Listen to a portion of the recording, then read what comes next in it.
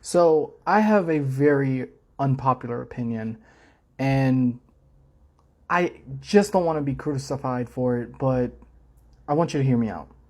So, as Christopher Columbus Day is currently today, I would like to talk about the second name that it actually has, and that's Indigenous People Day. But it should not be called Indigenous People Day. And let me explain. So, Christopher Columbus sailed the ocean blue and arrived in the islands in the Caribbean, never touched foot in American soil.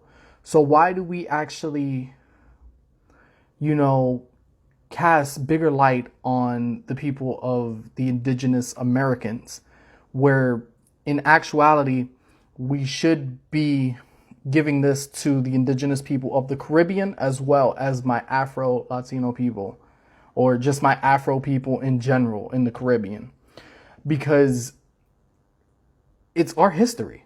It never had anything to do with the Americas. He never set foot here. The only person in his whole family that actually set foot in here was his son. And his son didn't do that, I think, for another, I think it was 30, maybe 40 years after Christopher's death. No, 10 or 15 years after Christopher's death. And it just, to me, it just made no sense.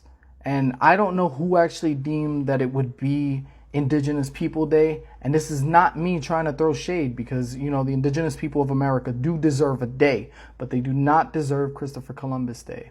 If you guys have any sort of opinion that differs from mine, duet this and maybe we can have a conversation about this. But in my opinion, Indigenous People Day shouldn't be a thing. It should be the indigenous people of the Caribbean, not to include the indigenous people of America. Let me know what you think.